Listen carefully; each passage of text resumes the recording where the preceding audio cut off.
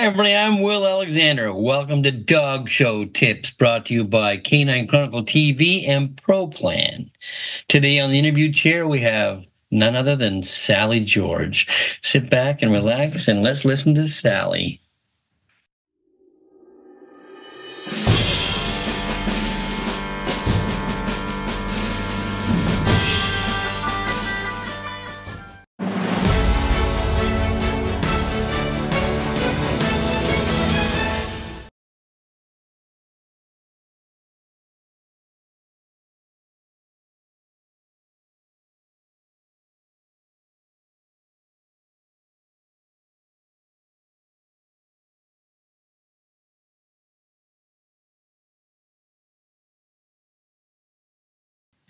Hi, everybody. Will here with the interview chair this week. Our guest is Sally George, retired professional handler and terrier judge, and a smattering of herding dogs, I believe, or if Bichons and center schnauzers. And stuff, yeah.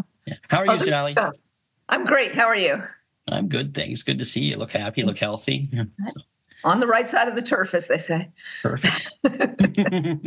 Okay, let's just get right into it then.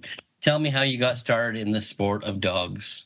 Well, in the sport, I was kind of born. My family was always dog people. We were raised, even before I was born, my parents talking to me about their old Kerry Blue and their Sealyham Terrier. And I had and the first dog I remember was a Norwich Terrier. I used to carry a picture of myself when I was about 18 months old with my little Norwich Terrier sitting next to me. Her ears were like a bunny rabbit. She was as tall as me.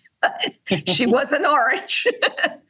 And as we grew up, they wound up with a standard poodle, and we had a couple litters of puppies, and I started showing in obedience. That's where I started. Did your parents show in confirmation? First thing was obedience. I took our 10-year-old standard poodle, poor thing, and trained her and put a CD on her. She could almost not see that well by the time I was done, but she did it. And the first dog, people don't know, I started out not in terriers. I started out fooling around with obedience. And the first dog, purebred dog that I bought myself was a Great Dane. Wow. And I also put an obedience title on her. We lost her to bloat, which was my first introduction to that nasty thing. And then I started looking at terriers. So how old were you at this point? 17, 18. And I looked at standard schnauzers, miniature schnauzers, and Irish terriers. Those were the three breeds I was considering, and found that I couldn't get my hands on an Irish terrier or a standard schnauzer. And so I was quickly shuffled down to the minis, which I could find, and got connected with Richie and Aileen Santo, who are still breeding Kerry Blues back there in the Northeast. And they had miniature schnauzers back then, and they put my hands into some nice ones, and I learned how to groom, and I learned how to battle it out with the big deal schnauzer people in the Northeast, and I liked it. I liked showing dogs; it was fun. So, and that was strictly hobby. At the same time, I was working in a grooming shop, so I was learning how to groom dogs and how to handle dogs on a personal, how do you deal with misbehaving dogs? How do you get them to stand still and make them look like something? And I opened my own little shop, and a couple people brought me some nice dogs that were bought as pets, and I'm looking at it. It's a pretty nice dog. And I'm going to the dog shows and looking around at the other. It's a pretty nice dog. Did you ever think about showing it? And so I talked them into letting me take their dogs, and I was not charging them. I wasn't doing anything. I was just taking them along. And I took a soft-coated Wheaten bitch that was bred by Emily Holden. And she didn't particularly want her shown because she had some genetic issues behind her. Well, these people weren't interested in breeding. So I took her out to the shows, and I won a sweepstakes with her. And I remember Stebbins, I can't think of what his first name was, who was the rep back there, yanking me out of the sweepstakes. You're a professional handler. Monroe you Stebbins. Are a professional handler. I said, I am not. And he said, oh, yes, you are. Give the ribbon and the money back. You are a professional. And I said, seriously? So at that point, I said, well, if I'm that damn good, I might as well just hang up a shingle then if I'm so good that I'm getting thrown out. So that was when I started showing. And I carried a very small string because it was more like a hobby for me at that point, And I can remember Joan Huber saying, well, do you want to be a professional handler? I said, I don't know. I think it might take the fun out of it.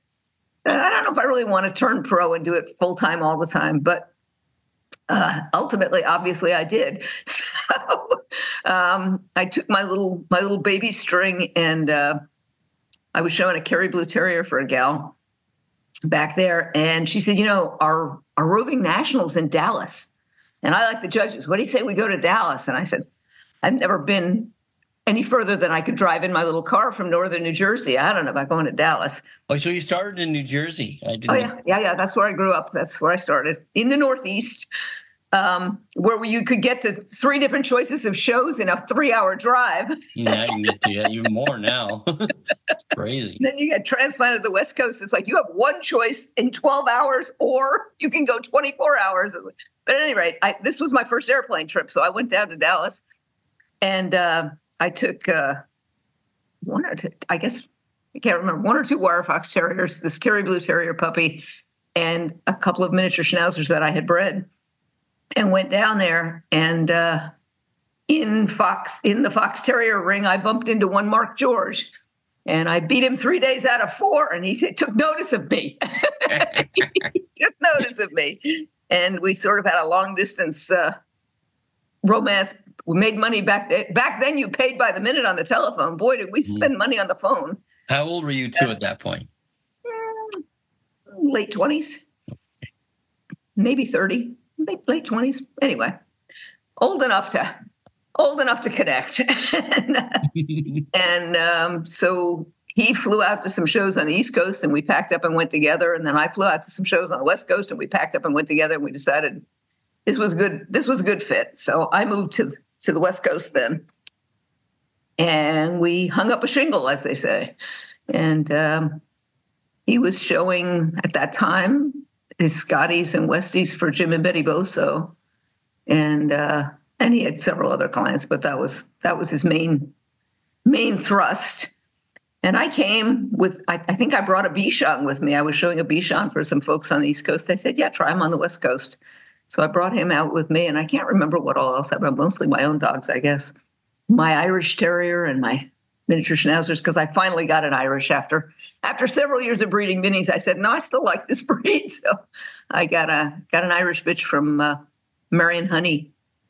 And she was a baby sister of the 3 brothers. I don't know, for people that remember Irish Terrier history, there was a time when Woody had Rockledge's McMichael, who was the best in show winner in the West, and Ricky had the Irishman's Mr. Rockledge, I think was his name, and Ricky was down in Louisiana then, and Bob Clyde had the 3rd brother, which was Bro Brendan up in the Northeast, and they were all cleaning up all around the country, and then they'd come together for Montgomery weekend and Westminster weekend, and it was electric. It was wonderful to watch them, and I sat, watched that. I said, I really want one of those, and Dan Kudrowski, remember Danny? Dan Kudrowski called Marianne, and he said, you need to sell this girl a dog. So she did. She sold me a little bitch puppy from the last repeat breeding of that. And she was winner's bitch at the National, and she was my first group winner. So that was my Irish start. And I had them continuously until 2 years ago. I had something that came down from there all the way down through the years until 2 years ago. We put down our last Irish bitch. She was 15. So now I'm Irishless, and it hurts. I can tell you, that's a breed I really love. Yeah, you still have dogs, Sally? I got a pair of Griffs, Brussels Griffons. Everybody has Griffs now. Well, yeah. I've had them about 15 years now, and Mark said to me, you used to have real dogs. Now you have these. I said, I like a 100 crate I can pick up in one hand and walk along. I go and visit Adam in the passenger seat of his truck. There'll be 4 Griffs, Yeah, right. I've loaded enough crates through the years. I don't need a 400 crate. I'm good with these little baby I understand things. that. So you guys are together now, and have you set up shop? Are you in the kennel now? Not in Sonoma. Okay. Mark leased a kennel, and we I love these kids. This isn't good enough for me. We leased a kennel and we lived in a camping trailer for 2 years. That was what we had. We had a place for the dogs, but not for us. And it worked. We were happy. And when they really didn't want to renew the lease anymore, then we started seriously looking for a kennel. And it was about the same time we got married. I can't even remember whether we got married first or got the kennel first. But what year was that? 87. It was just about the same time anyway. And we bought the kennel and then went full out, and started showing for Mrs. Vogel's, Mr. Melville, a lot of the good people that we showed for through the years, and had a lot of success, I'd say. What was your first dog? What was your first big dog when you were together?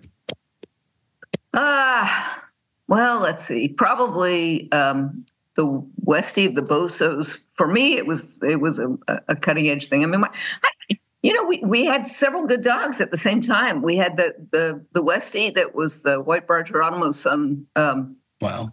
Glenfinnan's Something Dandy that Jim and Betty Boso owned, who was the sire then of Manly, Holy Roots Hootman of Shelley Bay, that we did so well with. And he won the group at Santa Barbara back when Santa Barbara was a really big deal. Mark said, "Do you know how big a deal this is?" I said, "I do. I did just move to the West Coast, but I know this is a big deal." And we were showing also two Scotties, the Scotty bitch, both for Barbara to say, Lovey.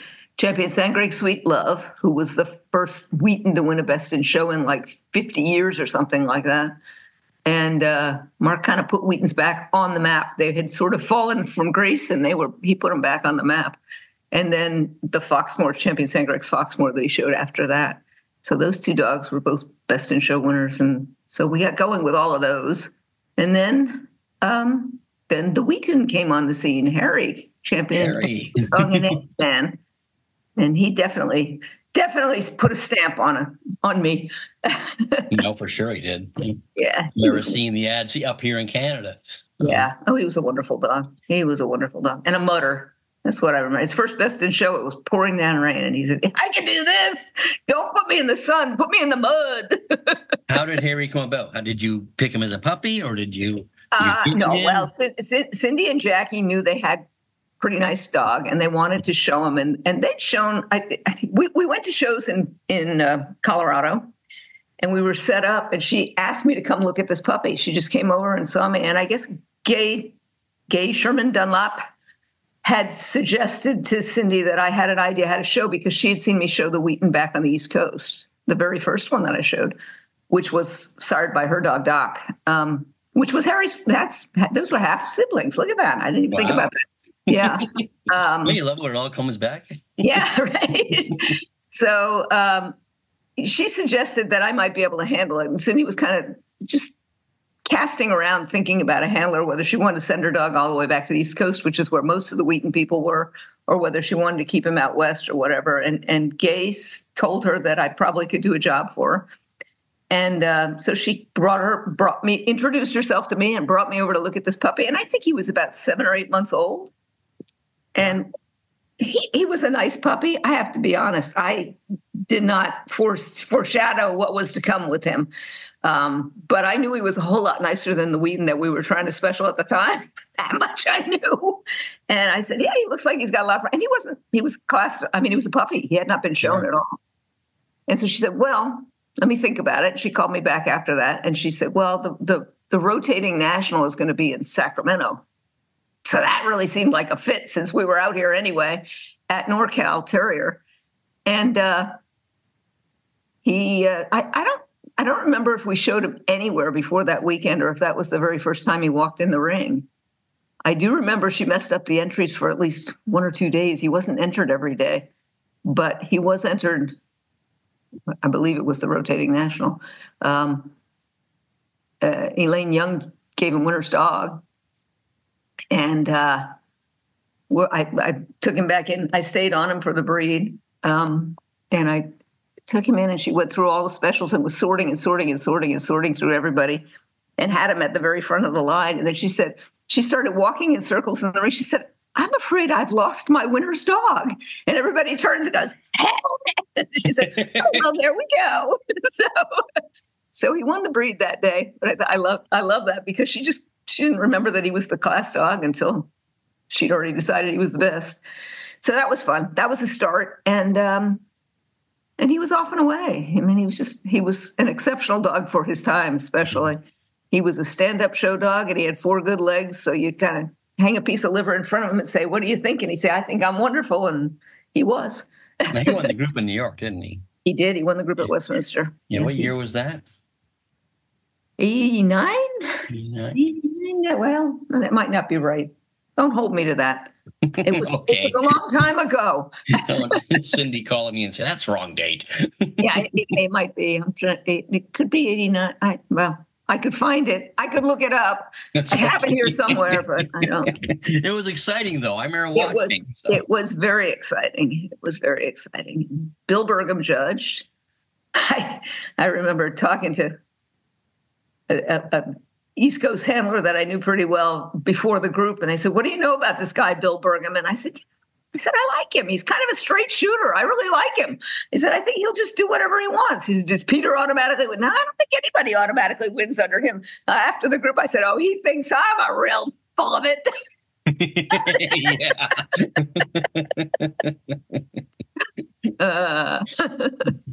So that was fun. And then our great trip to the ready room. The Doberman Andy Linton show went best in show, and he went to, I'm trying to remember, he went to NBC, I think, and we went to ABC. All the losers went to ABC. The 6 group winners that did not go best in show went to ABC. And we're sitting in their green room was occupied because they had some sort of a wild cat. I can't remember, it was a serval or something. It was a wild cat that was there. And so they said, we're not going to put the dogs and the cat in the room together. So we're all sitting there in our moment of glory in a storage closet with boxes stacked around us. And we're looking at each other going, yeah, we've really made it to the top now, haven't we? We're in the storage closet. But, wow. It was a bonding moment. Bobby Peebles had one with the poodle, and Pat Craig Trotter had one with her elk hound, and Ann Boley had Kermit, the Pooley. Yeah, it was fun. Fun times. Fun times. And Andy, that was Andy's first. That was the bitch, right? That was the bitch that bloated on her way to the garden that year and tried to die before the show. Wow, yeah, Indy. That was incredible. It was Indy, yes. Yeah. So what after Harry? What came then? Oh my goodness, what came then? A parade of dogs. A parade of dogs. We had many good Westies, good Scotties, good clients, good Wheatons. We had a good run. Cindy, of course, had branched out from Wheatons and had some Norwich and Norfolks and Welsh, and her mother took up the Welsh, and so we finished some nice dogs. And I remember looking at something for Cindy that she was asking about showing next, and I said, this isn't good enough for you. She said, well, how good does it have to be? I said, better than Harry. She said, I don't think we're going to get there. Hard act to follow. Quite that good. I remember I really wanted to have get a best in show on one of Harry's kids, because I just felt like he deserved to be a best in show producer on top of being a best in show winner. So we showed a dog that Elena Landa bred that Cindy and Jackie backed, which was Doubloon's Master of Illusion, and he got the best that I wanted for him. And I recognize that name as well. So well, she's gone on to do quite well without any handlers. Yeah, she has. She sure has. She is a really good breeder, and no more obviously than the fact that she had some health issues with the line that produced what she had, and she kind of discarded and started all over again, and had produced this dog that she's winning like crazy with now. I mean, she takes what there is and works it into being a good breeding program. She's really good at it. Oh, for sure. She's always competitive. That's for sure. So, yep. Oh, over the years, so you were in dogs from 17, if not earlier. Yes. Who would you consider your mentors over the years? Oh, many, many mentors. Yeah. Annie Clark. Some probably don't even know it. Annie Clark was absolutely, it broke my heart to lose her. She was a backbone. Could bounce anything off of her, really. Bobby Fischer taught me how to do flat work in his setup after a show one time.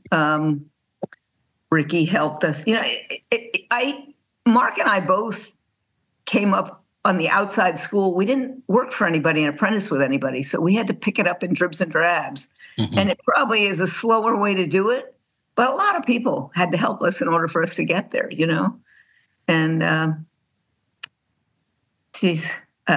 remember Paul Edwards helping me with a poodle trim when I wanted to learn to do a poodle. Rick Kashudian critiqued my work over and over again. Sometimes I wanted to slap him. He was frustrating me.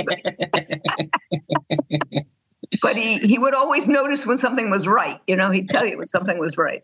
That was funny about Rick. Even with dogs, he could be sitting there at ringside. Someone came up to him and said, "What do you think of this dog?" That's a great dog. But if he approached you, you knew he meant it. So, I used to hate to show him in the ring because I don't know if I should say it. Yeah, he always seemed to have another agenda. But there's nobody in the world that I would love to find a dog back in the X-Pens in the setup, because he'd come out and he'd just say, that one there. And he'd find it every time. But you put him in the ring and there was like too many other things happening. And it's like, okay. But yeah, he was a really, really good dog, man. And an excellent trimmer. So if let's just say, you had a few apprentices yourself, obviously, assistants. We did. Yeah. We did. Well, I just got together this past weekend with Dolores Stills, who she's an accountant full time, but she takes dogs on the weekends still. And she was the one that bathed and dried Harry 52 million times on that Westminster weekend. She worked for us then. And it's funny because she remembers him differently than me. She said, he used to hate me. I said, really? She said, well, I'm the one that always had to match him before he went in the ring to make sure he didn't in the ring. And she said, he didn't like that very much, so he didn't like me. So she's hung on and she's done well, on the level that she's doing. I mean, she's had some group winning Staffy Bulls and stuff. But she stays local and picks up dogs on the weekend because she's got a full-time job. Sure. Michael Lynch is still hanging around, bless his heart. He's now become fairly proficient in Lakeland Terriers. He's breeding and showing Lakelands and doing quite well with them. He's been an on-again, off again. He's always a dog person, but he's an on-again, off-again dog handler. He's also been an audiologist. He went back to college. Wow. He's been a special ed teacher. He works in the school system. He does all kinds of things, but he's always a dog person all the way through. And right now he's been covering my dogs, so I'm allowed to travel.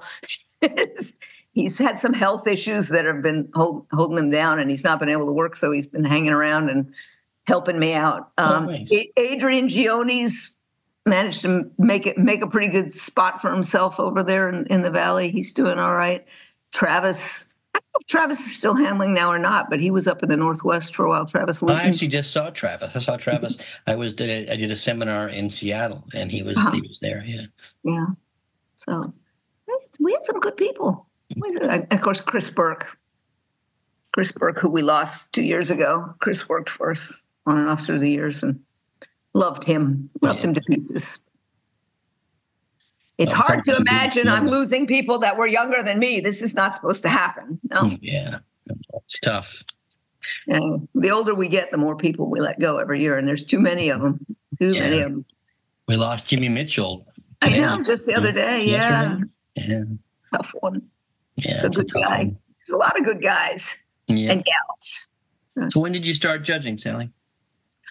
When when did you retire? We'll go back. It all happened together. Okay. And when my kids came on the scene, you may or may not recall, we had some health issues with the first Edward, who had to be rebuilt, had a bazillion surgeries before even turned 2 years old. But we struggled through that, bounced back, and we took some time off, but we bounced back and came back to showing dogs again. And the second kid is Luke, and Luke was born with something called Prader-Willi syndrome. And that is just a nasty disorder, which has an eating disorder with it, developmental disability. It's a lifelong challenge. And we packed him along and with babysitters and went to the dog shows again for a while. But when Luke got to school, they kept calling me when I was on my way to a dog show saying, we don't have an assistant today. We don't have an aide today. We're not going to be able to keep him in school. Can you come in and help us? And I said, well, no, I'm in Portland. And they said, well, how about tomorrow? I said, yeah, no, I'll be back a week from Tuesday, And it tore me up. And I just said, okay, you made a choice. You're going to be a parent. You can either be a parent or a dog handler, but obviously you can't do both at the same time. So I hung it up and said, okay, that's it. And stayed home. And I applied shortly after that for the first half of the terrier group and the odd breeds that I thought were a good idea. I think I told you, I don't know if we said on the film though, but initially when I applied, I went for half the terrier group and 5 breeds that I thought would have bigger entries, like corgis and Portuguese water dogs. And so they didn't want that. The clubs really wanted somebody who would do the group. So I finished out the group as soon as I could after that.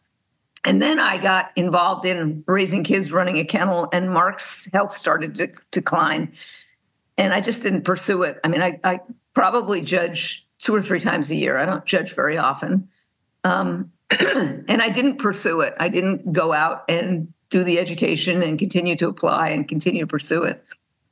And things just went along. Well, now the kids are out of the house and Mark's gone. And so I think it's time for me to kick it back in gear. So I'm ready to submit an application for some more herding breeds.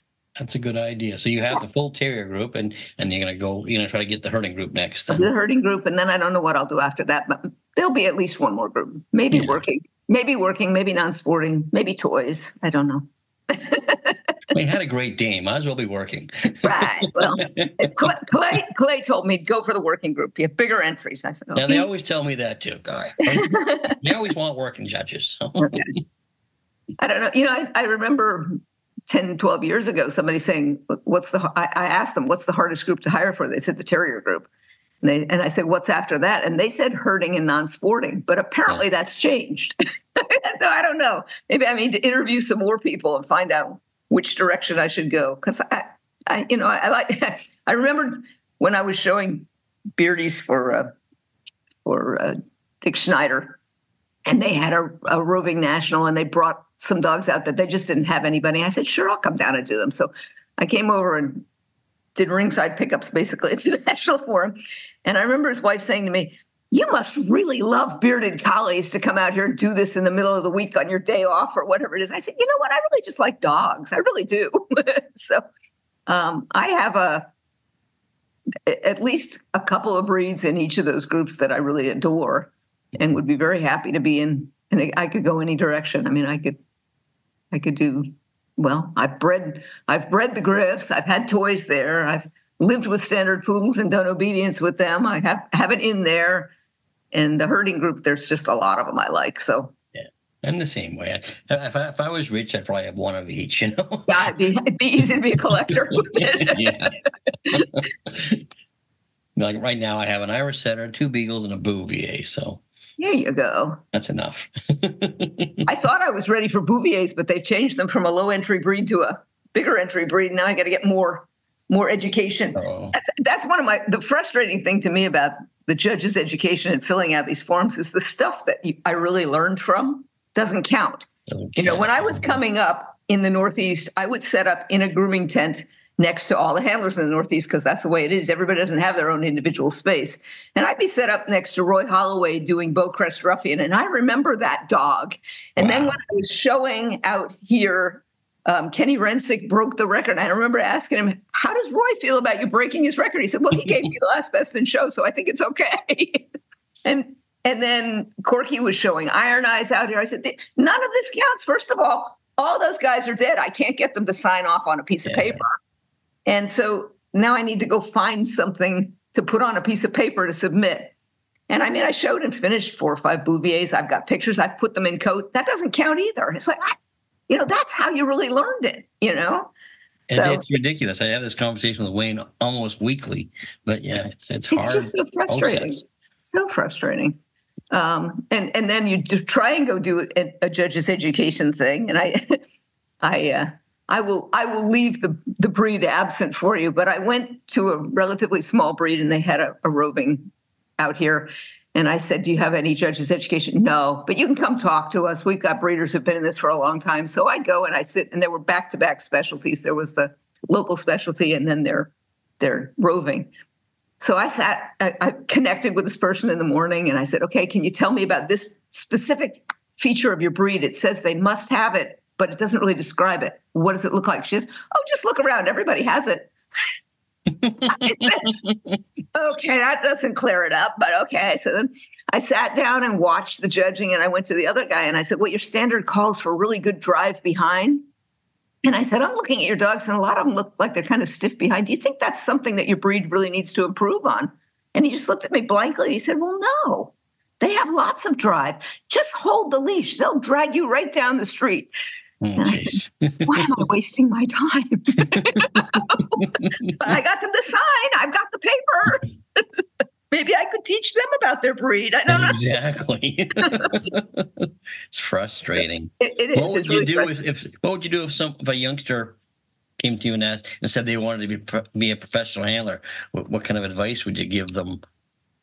Have a backup plan, because unfortunately, I think our sport is not going to last 50 years at the level that will support professional handlers. Yeah.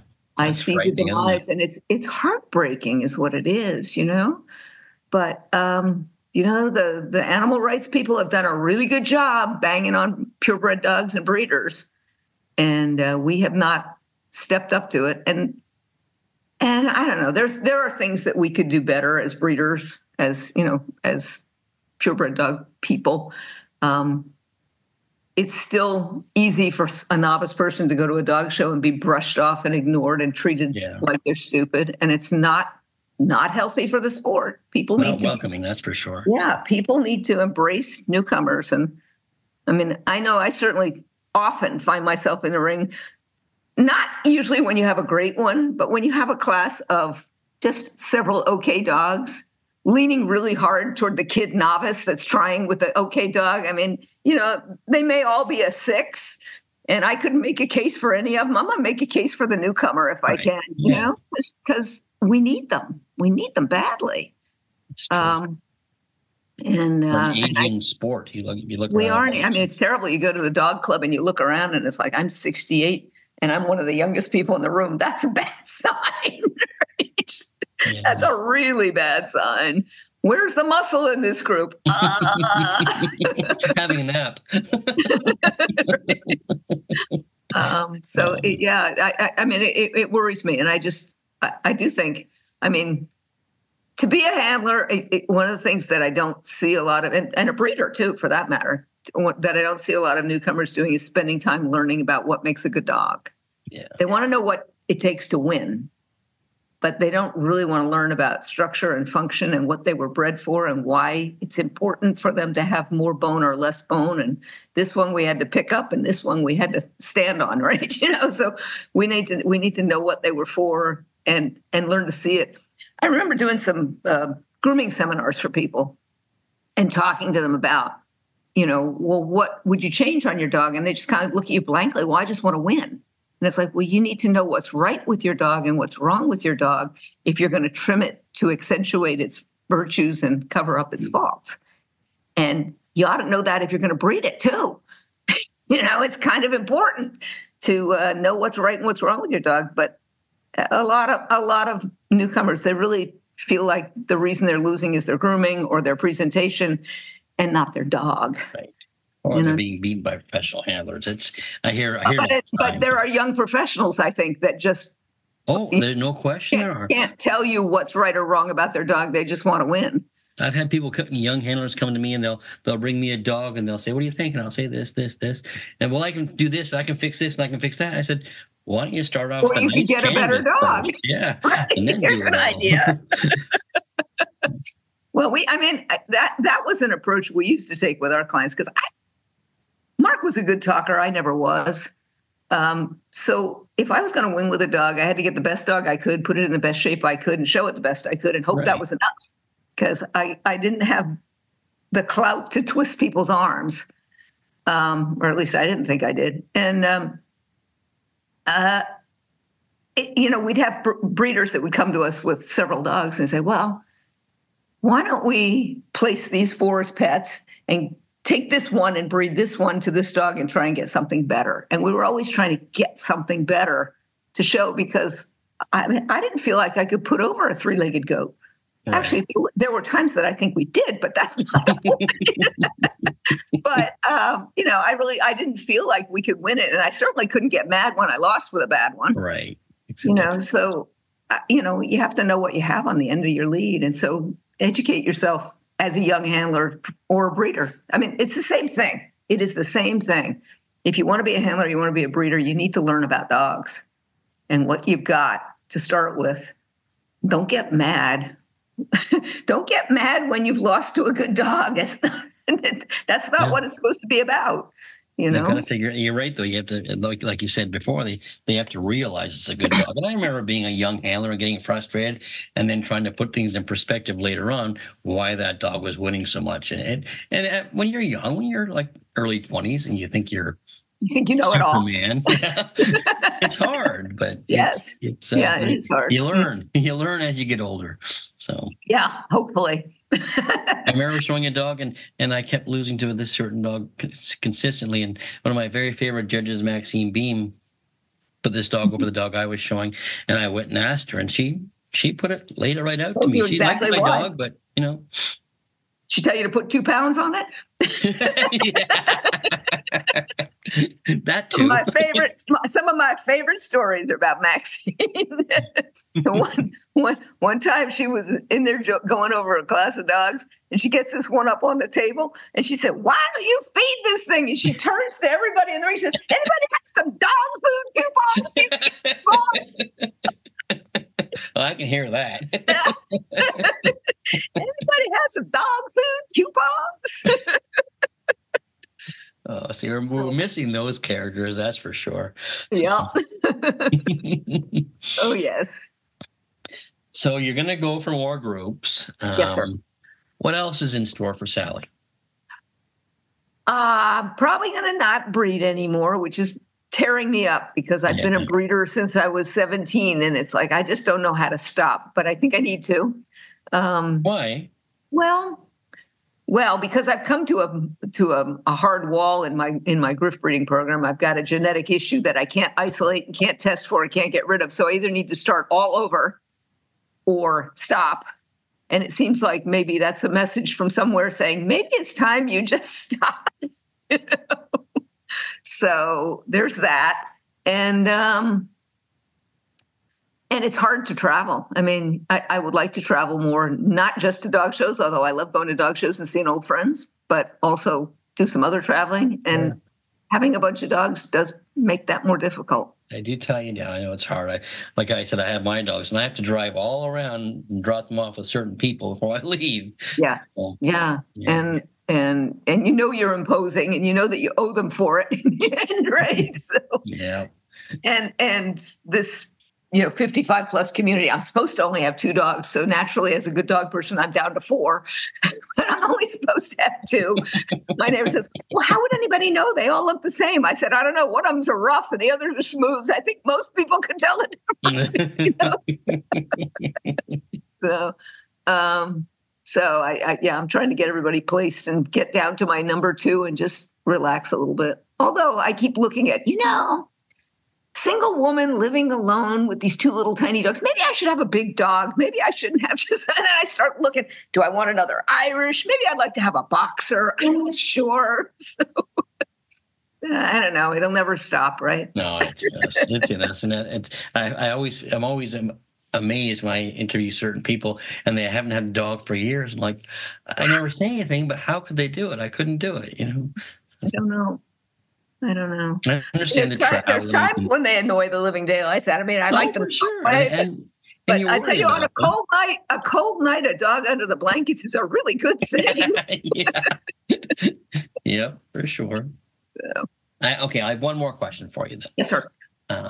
If you met up with the 20-year-old Sally, is there any advice you'd give her now?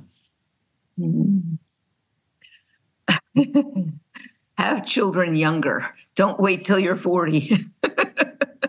That would be my biggest choice. You know, I don't know. It's been a good life. I don't have a lot of complaints. Oh, good. Yeah, it's been a good life. We had adventures, and we've had fulfillment, and we've had success, and we've had enough struggles to appreciate it. And it's been a good life. I think that's the reason. I think that's the reason that it breaks my heart to see the sort of decline in dog shows, because it's not going to offer the same to somebody in the next generation, I think, than it offered to us. No, I think we grew up and worked in the golden age. Right, exactly. We got to see all these amazing people and dogs, and oh man, I mean, you know, some of my early, back on the East Coast, especially when I really was starting, I can remember one show I was set up between Roy Holloway and Bob and Jane Forsyth and Bobby Clyde around there, and these people. I mean, I just watched and absorbed from these people that, you know, they aren't around anymore. None of them. And they were like rock stars to us. They were rock stars. They were rock stars. Yeah. Wow. It's been a good life. I've got no complaints. That's good. That's good. Well, I appreciate your time, Sally, and your smile's lighting up the screen, so I love it. It's great. Thank you. Thank you. Have you had anything exciting coming up? Any assignments? One I'm not allowed to talk about. Oh, exciting. And no, not a lot else out. Actually, I think I just did Chintimony last weekend up in Oregon, and I don't think I have another one this year lined up yet, unless somebody bails on somebody and they call me at the last minute. Well, your secret exciting one, I hope it's very exciting for you. I hope so, too. I think it will be. Oh, that'll be great. Well, I look forward to finding it out eventually. I'm sure you will. All right, Sally. Great seeing you, and thank you again so much. Thank you. Appreciate it. Thank you, Sally. It was great catching up. You look wonderful. If you like what you're seeing here, make sure you press the like, share, and subscribe button. And don't forget about the other podcast, The Dog Show Drive, with myself and Wayne Kavanaugh. Until next week, guys, take care.